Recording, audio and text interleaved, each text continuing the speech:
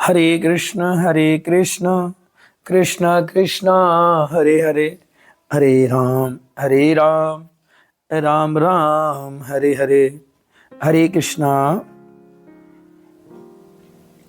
अस्मिन माह के कृष्ण पक्षीय एकादशी कथा का आज हम श्रवण करेंगे।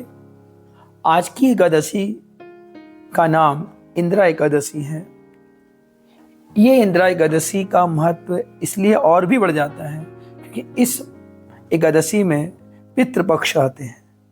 तो हमें अब ये ध्यान देना होगा कि इस इंदिरा एकादशी करने से हमारे जीवन में क्या इसका महत्व है, हमारे जीवन में इसका क्या फायदा होगा और हमारे पितरों को इस एकादशी के यदि हम करते हैं तो हमारे पितरों की कैसी गति होगी, उनके लिए कैसा मंगल होगा, उनकी क्या भगवान के धाम जा सकेंगे, क्या हम भगवान के धाम जा सकेंगे, इसको करने की क्या विधि है, हम इसको कैसे पालन करें, कैसे व्रत रखें, ये सभी कुछ इस कथा के द्वारा हम आज श्रवण करेंगे।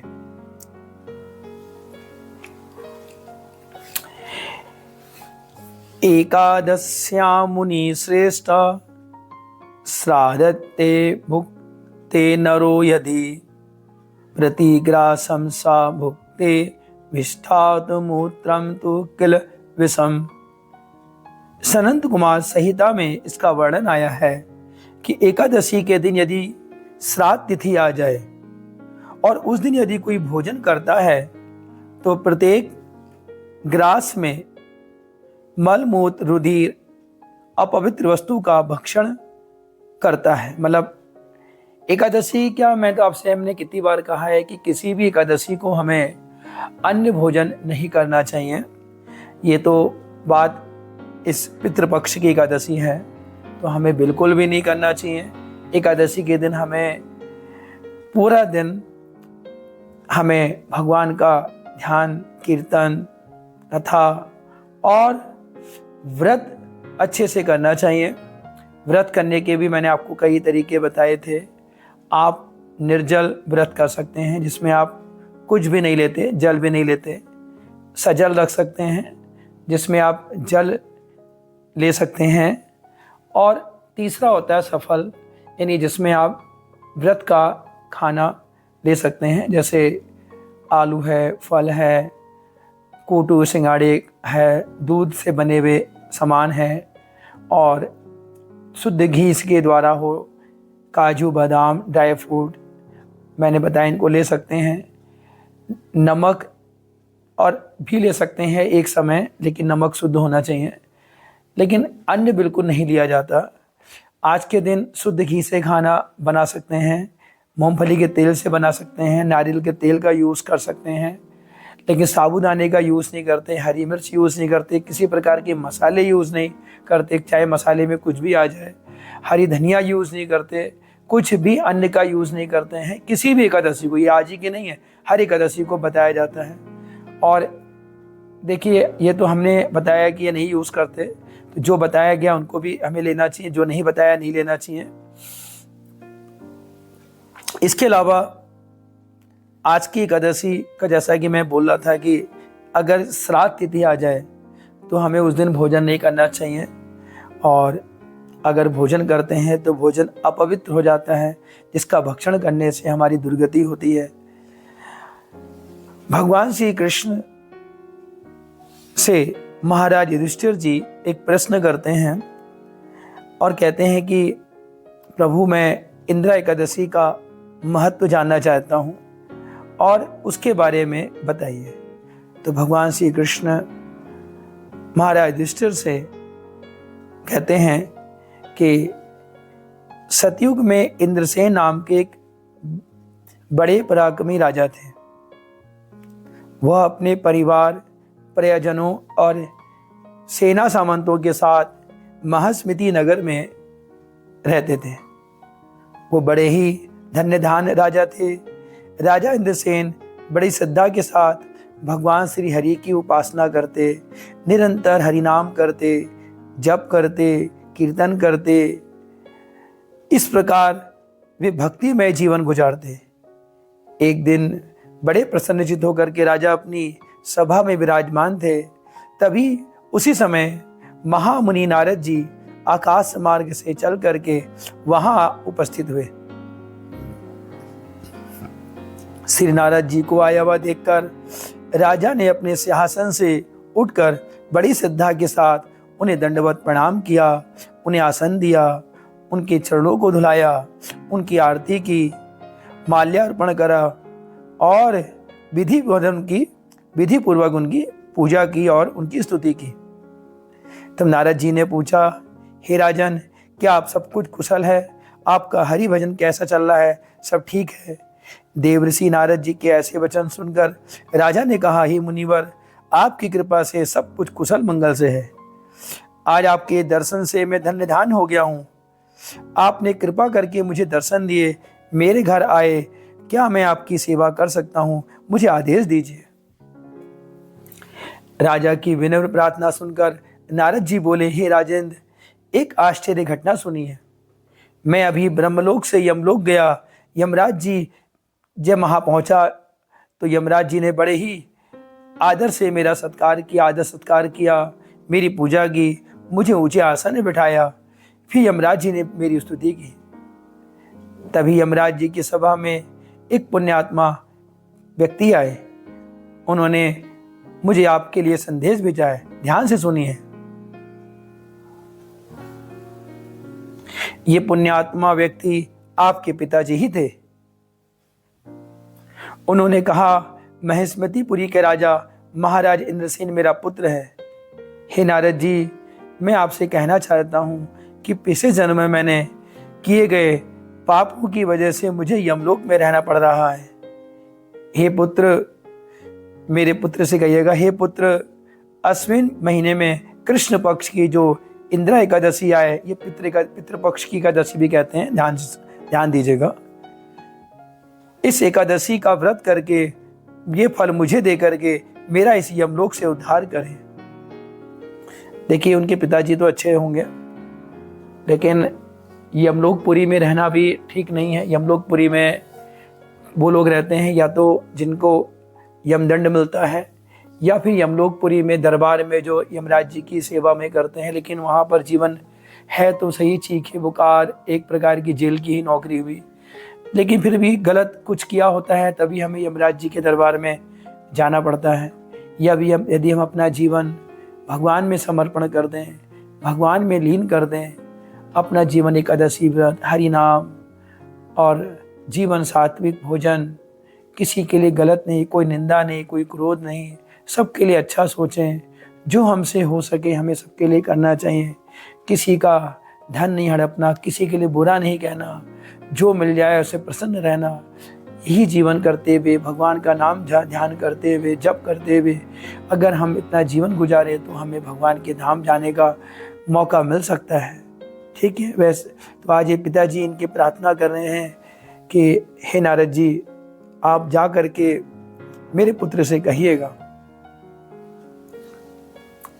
इंदिरा एकादशी का फल प्राप्त करके मैं स्वर्ग में जा सकता हूँ। पर लोकवासी, आपके पिताजी ने आपके लिए यह संदेश भेजा है।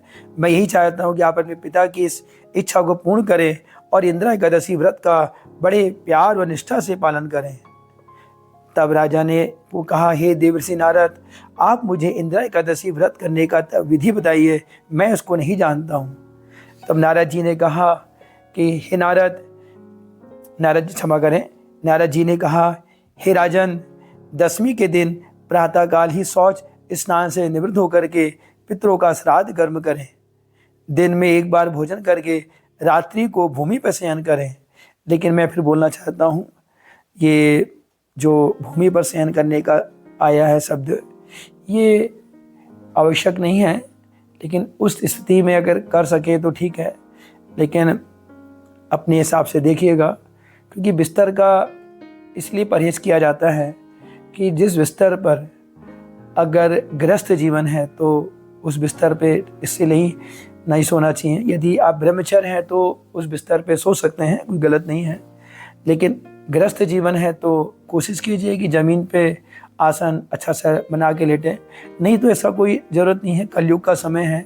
कृष्ण नाम जपिए, ये बहुत बड़ी चीज़ होती है।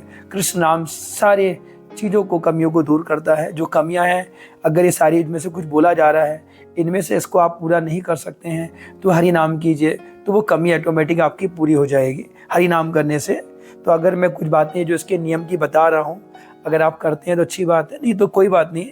हरि नाम तो आप करते हैं, तो हरि नाम का मतलब हरे कृष्ण कृष्ण कृष्ण हरे हरे, हरे राम राम राम हरे हरे, इस महामंत्र को बोलते रहिए।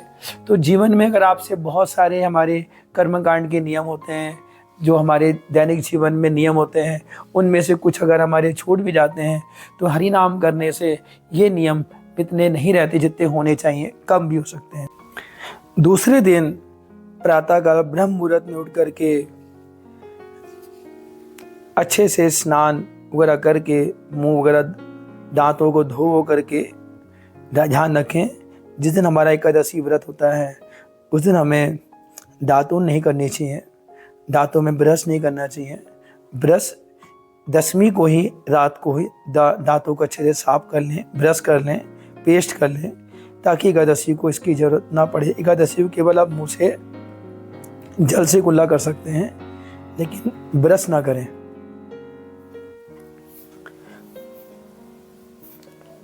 एकादशी के व्रत का पालन करें। एकादशी के दिन इस प्रकार से मैं प्रतिज्ञा करनी चाहिए कि मैं आज किसी प्रकार का विषय भोग नहीं करूँगा, अन्न आदि भोजन नहीं करूँगा, पूरा दिन मैं हरि नाम का जप करूँगा, हरि कथा सुनूँगा, हरि की सेवा करूँगा। मतलब भगवान की सेवा करना, जैसे भगवान के लिए आप कुछ भोजन प्रसाद बना सकते हैं, भगवान के लिए आप स्नान करा सकते हैं, भगवान की मंदिर मार्जन सफाई कर सकते हैं। तो हरि स्मरण करते हुए ही दिन बिताऊंगा। इस प्रकार नियम से रहते हुए रात्रि में श्री हरि के नाम रूप गुण लीलाओं का स्मरण करते हुए जागरण करूंगा। फिर एक शब्द है कि रात को जागरण करना। देखिए, अगर बहुत से लोग ऐसे होते हैं कि उन्हें अगले दिन ड्यूटी पे जाना है, नौकरी पे जाना है, बच्चे स्कूल कॉलेज जाते हैं, पढ़ाई करने जाना है, या कुछ आवश्यक कार्य होते हैं, रात्रि जागरण उन्हीं को करना चाहिए जो व्यक्ति योग्य है कि भाई हमें इतना नहीं है तो अगले दिन अगले दिन जो है वो मतलब दिन में आराम कर सकें। जिनको आराम करने का समय नहीं है, तो वो रात में भी, कलयुग का समय है, नहीं हो पाएगा। तो कोशिश कीजिए कि पूरा दिन एकादशी के दिन अच्छे से जप कीजिए, नाम कीजिए। रात्रि जागरण अगर आपको लगता है कि हमें कोई काम नहीं है, तो कुछ जितना बैठ सकते हैं रात को 11-12 बजे तक जितना बैठ सकते हैं बैठिए, उसके बाद आराम कीजिए, सुबह मंगला आरती कीजिए, लेकिन ये अपनी सुविधा अनुसार कीजिएगा। अगले दिन द्वादशी के दिन प्रातःकाल भगवान श्री कृष्ण की धूप, दीप, गंध, माल आदि से, मतलब धूप है, दीप है, और वो इस तरह उनको जो लगाया जाता है, माला आदि, फूल आदि से पूजा करके उत्तम उत्तम प्रकार के भोजन, व्यंजन, मिष्ठान आदि भगवान को अर्पण करने चाहिए।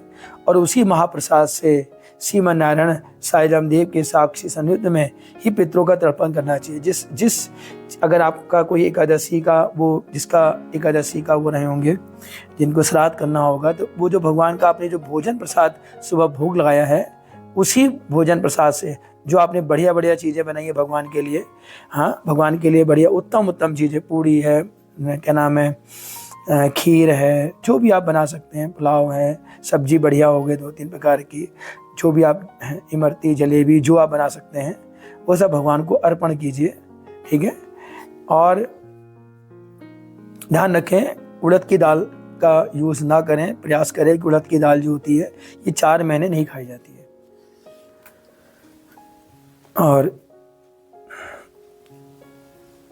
और उसी से मैंने बताया पितरों का तर्पण करें, विधि विधान से श्राद्ध संपन्न करें उसी भोग प्रसादी से, और भगवान श्री हरि के को नवेद महाप्रसाद उन्हें दें। जो आपने भगवान को जो भोग लगाया था वही भोग, मतलब अलग से उनको नहीं देना है।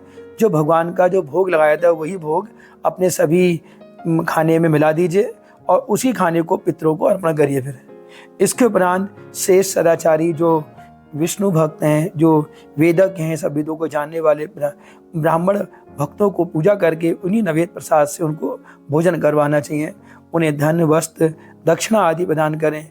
इसके पश्चात पितरों को समर्पित किए हुए भोजनों को श्रद्धा से गौ माता को दें। फिर उसके बाद तीसरे नंबर पर पहले तो मैंने क्या बताया, सबसे पहले आप भगवान श्री कृष्ण को अर्पण करें, फिर उसे उसी भोग प्रसादी पितरों को अर्पण करें, फिर उसके बाद सब भोग प्रसादी को भोजन प्रसाद हमें मिला दें। फिर उसके बाद क्या करें, ब्राह्मणों को, जो योग्य ब्राह्मण हैं उनको आप क्या नाम है यथासंभव उन्हें ये भोग प्रसादी दें, उन्हें दक्षिणा दें, जो भी दे सकते हैं दें। उसके बाद फिर वो जो भोग उनको देने के बाद गौ माता के लिए निकाल दें, गौ माता को भी दे दें। जब उनको आप ब्राह्मणों को भोजन करा रहे होंगे तभी आप गौ माता को भी निकाल दें, गौ माता को भी अर्पण कर दे दें। उसके बाद अपने परिवार के साथ विष्णु नाम उच्चारण करते हुए, विष्णु स्मरण करते हुए, हाँ मौन होते हुए उस विष्णु नवेद महाप्रसाद का भोजन करें। फिर अंत में आप उसे सेवन करें। इस प्रकार व्रत करके आपके पिता श्री यमलोक से मुक्त होकर के वैकुंठ गति से वैकुंठ लोक की गति प्राप्त करेंगे। इतना कह के नारद जी वहां से चले जाते हैं। महाराज इंद्रसेन ने श्री नारद जी के आदेशानुसार उसी प्रकार एकादशी व्रत का पालन करते हुए द्वादशी के दिन विष्णु भगवान के महाप्रसाद के द्वारा पितरों का तर्पण और श्राद्ध किया। हे युधिष्ठिर, राजा इंद्रसेन ने अपने पुत्र व्रत तथा परिवार के साथ मिलकर एकादशी का व्रत और पितृ श्राद्ध तर्पण किया। जो ही इसका समापन किया तो ही आकाश से पुष्प वृष्टि होने लगी। महाराज इंद्रसेन के जो पिता थे वो एकादशी व्रत के प्रभाव से का फल प्राप्त करके द्वादशी के दिन श्री हरि का प्रसाद प्राप्त कर धन्य धन्य हो गए और श्री हरि वाहन महात्मा गरुड़ जी उन्हें अपनी पीठ पर बैठाकर वैकुंठ में ले गए। महात्मा इंद्रसेन भी निष्कंटक राज करने लगे। अंत में ये राजा भी अपने पुत्रों और संपूर्ण राज्यभार अपने पुत्रों को सौंपकर ब्रह्मलोक चले गए। इस प्रकार एकादशी की महिमा का श्रवण तथा पाठ करने पर बड़ा पुण्य मिलता है। मतलब इसकी कथा का श्रवण करने से भी बड़ा पुण्य मिलता है। अब एक विशेष बात ध्यान देने योग्य है कि वैसे तो पुराणों में इंद्र एकादशी व्रत का वर्णन, एकादशी जो का श्राद्ध का वर्णन तो आया है, परंतु शास्त्रों का विशेष निर्देश भी है कि एकादशी को श्राद्ध यदि होता है तो उसे उस दिन श्राद्ध नहीं करना चाहिए। इसका वर्णन मैं आपको बताता हूँ। जैसे हम लोग श्राद्ध करते हैं ना, तो किसी की पितृ अगर पंचमी को मर गए तो वो 5वें दिन श्राद्ध करता है। किसी की पितृ 9वीं को गए या 10वीं को गए, मतलब जिस तारीख को जाती है उसी तारीख को हम श्राद्ध करते नहीं करते। लेकिन एक बात का आपको ध्यान देना पड़ेगा, किसी के पितृ यदि एकादशी को उनकी मृत्यु होती है तो उसके हिसाब से उसे एकादशी को श्राद्ध करना चाहिए, लेकिन नहीं, एकादशी को हमें श्राद्ध नहीं करना चाहिए। उसके बदले एकादशी का श्राद्ध अगले दिन द्वादशी को करना चाहिए।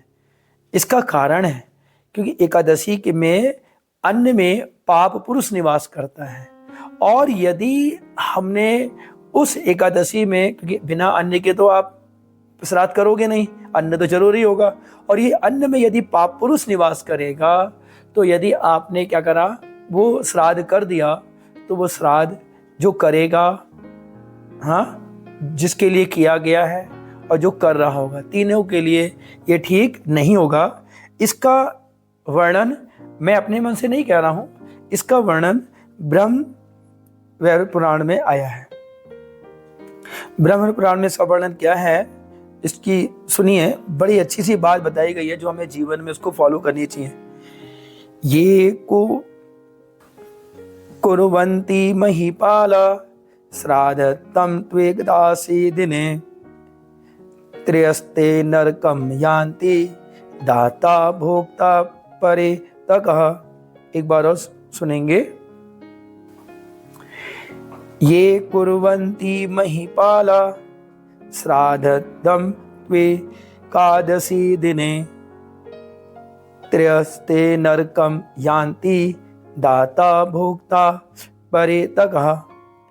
तो ये जो वर्णन आया हमारे ब्रह्म पुराण, हमारे 18 पुराण भगवान वेद व्यास जी द्वारा लिखे हुए हैं। तो इस पुराण में क्या कहते हैं कि जो व्यक्ति एकादशी के दिन श्राद्ध करता है, वह यजमान, वह पुरोहित, वह पितर, हाँ क्या बोला गया है, दाता भोक्ता परेतका, मतलब यजमान, पुरोहित और पितर तीनों ही सद्गति के बदले नरक की गति को प्राप्त करेंगे। तिरस्ते नरकम यान्ति दाता भोक्ता परेतका, तिरस्ते नरकम यान्ति दाता भोक्ता परेतका, मतलब ये तीनों जो हैं कहाँ जाएंगे, नरक में जाएंगे। दाता भी भोक्ता भी परेतका, मतलब यजमान, पुरोहित और पितर। यजमान का मतलब हुआ कि जो ये करा रहा है अपने पितरों के लिए, और जो इसके लिए योग्य ब्राह्मण नियुक्त करा वो पुरोहित, और वो पितर जिनके लिए हम कर रहे हैं, ठीक है, जिनके लिए श्राद्ध कर रहे हैं जिस पितर का, उसको तीनों को सद्गति के बजाय नरक गति मिलेगी। इस प्रकार शास्त्रों के कठोर निर्देश का उल्लंघन करने पर जीव को बड़ी भारी दुर्गति उठानी पड़ती है। इसलिए हमें ध्यान रखना है कि शास्त्रों के आधार पर एकादशी व्रत के दिन, एकादशी व्रत है, व्रत में हमने आपसे पहले भी कहा है कि एकादशी व्रत में जो है हम लोग अन्न नहीं खा सकते। तो भैया श्राद्ध कैसे कर सकते हैं, श्राद्ध में भी तो अन्न को ही दिया जाता है ना, कैसे हो सकता है। अब ये चीज़ कुछ लोग तो अभी कहते रहे कि कुछ लोगों का आया भाई एकादशी तो ये जो आप बता रहे हैं ये सन्यासियों के लिए है या उनके लिए हैं जो बिल्कुल अपना ऋषि मुनियों के लिए जो घर बार छोड़ चुके। नहीं, ये कोई सन्यासी का कोई नहीं होता। ये जो भी शब्द आया, 3 शब्द आया, यजमान, पुरोहित, पितर, ये कोई कराने वाला सन्यासी का कोई यजमान नहीं होता, कोई सन्यासियों का नहीं होता। सन्यासी लोग तो वैसे भी अपना जीवन दे करके भगवान में जीवन अर्पण कर चुके हैं, वहाँ तो बहुत बड़ी स्टेज हो गई है। ये गृहस्थ के लिए ही नियम है कि हमें नहीं करना चाहिए। आगे इसका पद्म पुराण के पुष्कर खंड में भी इसका उल्लेख आया है। एकादश्याम यदा रामो श्राद्धम नैमित्तिकं भवेतु तद्दिनं तु परित्यज्य द्वादश्याम श्राद्धमाचरेत। ये पद्म पुराण के पुष्कर खंड में आया है। हे राम, यदि एकादशी तिथि में श्राद्ध पर्व आ जाए तो एकादशी के दिन श्राद्ध ना करके एकादशी श्राद्ध अगले दिन द्वादशी को ही करे। और पद्म पुराण के उत्तराखंड में भी इसका वर्णन आया है। एकादश्यान्तु प्राप्त्याम माता पित्रो मृते अहन्ति द्वादश्याम तत प्रदात्वयम् नोपवास दिने क्वचित् गर्ह्यातानं न च सन्ति पितरस्य च दिवोकसः। ये अर्थात इसका अर्थ होता है माता पिता की मृत्यु यदि एकादशी तिथि को हो तो एकादशी को श्राद्ध ना करके, क्योंकि समाज की मान्यता के अनुसार ये श्राद्ध उसी दिन करना चाहिए जिस दिन मृत्यु होती है, परंतु यदि एकादशी तिथि आने पर एकादशी को श्राद्ध ना करके वो श्राद्ध अगले दिन द्वादशी को करना चाहिए। एकादशी के दिन अगर कोई व्यक्ति श्राद्ध करता है तो उसका अन्न, गौ, मांस भक्षण पाप निष्ठा पुल अपवित्र हो जाता है। मतलब अगर उसने जो भी एकादशी को जो भी उसने श्राद्ध किया है वो जो सामान है, जो भी आपने पितरों को अर्पण पितरों को लिए निकाला है, वो सब अपवित्र हो जाता है, उस ठीक नहीं रहता। उस अपवित्र अन्न को पितर देवता और कोई भी स्वीकार नहीं करते। इसलिए याद रखें, हमें एकादशी के दिन श्राद्ध नहीं करना चाहिए। मैंने देखो ये तो हमारे पुराणों में वर्णन है, इसका तो मैंने आपको पहले ही बोला है कि जीवन में हमने कितनी बार बोला, लेकिन लोग इस बात को स्वीकार कहाँ करते हैं। सब जीवन सोचते हैं अरे ये तो कुछ नहीं है, ऐसे ही है, होगा बाद में देख लेंगे, अभी हमारी एज क्या है सब करने की, ऐसा कुछ नहीं है। मैं बार बार कह चुका हूँ, प्रहलाद जी महाराज ने अपनी शिक्षाओं में साफ कहा है कि 5 साल से लेकर के 90 साल के बीच में जितने लोग हैं उनको एकादशी का व्रत करना ही करना चाहिए, जबकि 8 से 80 के बीच तो कंपल्सरी है। हाँ, आप शरीर में कोई दिक्कत है, बीमारी है या ऐसी व्यवस्था है कि आप नहीं कर सकते हैं तो वो तो अलग चीज़ है। लेकिन आप शरीर से ठीक हैं और कर सकते हैं तो क्या दिक्कत है? हाँ, आपको लगता है कि भूख बहुत लगती है तो व्रत का खा लीजिए, लेकिन अन्न तो मत खाइए, ये तो मैंने पहले ही बोला है। तो इस बात को ध्यान रखें, हमें एकादशी व्रत ज़रूर करना चाहिए और जब एकादशी व्रत हम करेंगे तभी तो पितरों के लिए फ़ायदा होगा। अब ये जो इस कथा में हमने क्या शिक्षा ली कि जो राजा थे, उनके जो पिता थे वो जा करके नरक में गए। अब नरक में गए तो उनको पता नहीं था। देवसी नारद जी ने जाके बताया कि भाई एकादशी की जो इंदिरा एकादशी आएगी जो पितृपक्ष में आती है, यदि उसको एकादशी कर लेंगे तो पितरों का उद्धार भी होगा। अरे देखिए भैया, जीवन में आज हमें कल को नहीं रहेंगे, लेकिन हम कल को नहीं रहेंगे तो हमारी अपने जीवन में जो हमने बोया है वही हमें काटना पड़ेगा। आज जो हम यहाँ कर रहे हैं कल को वही हमें सब सहना पड़ेगा। इसलिए विनम्र प्रार्थना है मेरी कि एकादशी को व्रत जरूर करें। और हाँ, ये जो हमारी पितृपक्षी एकादशी आई है, इस पितृपक्षी एकादशी में भी आप कहेंगे नहीं मैं इसका कोई पाप नहीं लगेगा, कोई दिक्कत नहीं है। आप एकादशी को अच्छे से व्रत कीजिए और पितरों के नाम जिनका एकादशी को जिनके पितृ मर गए हैं, द्वादशी को जा करके उन पितरों के लिए श्राद्ध कीजिए। उन पितरों को सद्गति मिलेगी, वो पितृ भगवान के धाम को जाएंगे जो सपने में नहीं सोचा था कि ऐसा होगा। तो ये कोशिश कीजिए, ये पुराणों का वर्णन है। बाकी तो देखिए अब अपनी अपने हिसाब से मान्यता है, जो जैसा कहे वो अपनी अपनी हिसाब से है, करना सबको अपने हिसाब से ही है। हम काम है भाई नियम और तरीके को समझाना, बाकी हरी इच्छा जो जैसा करे, इसमें कुछ गलत नहीं है। तो आज की एकादशी कथा मैंने बताया और मैंने आपको आज पहले ही बोल दिया था कि एकादशी व्रत में हमें क्या खाना चाहिए। और हाँ, जो भी नियम मैंने सब बताए हैं एकादशी व्रत के पहले भी नियम वही थे। बाकी अगर आपको एकादशी व्रत क्यों करना चाहिए, क्यों नहीं करना चाहिए, इसके संबंध में एक विस्तृत मैंने एक कथा क्लास ली थी, एक एकादशी महात्म करके पार्ट 1 है उसका, उसके 4 पार्ट्स हैं। तो आप उनको सुनिए तो आपको समझ में आएगा कि एकादशी व्रत जीवन में क्यों जरूरी है। और इसी के साथ साथ मैं इस कथा को आज समाप्त करता हूँ। हरे कृष्णा।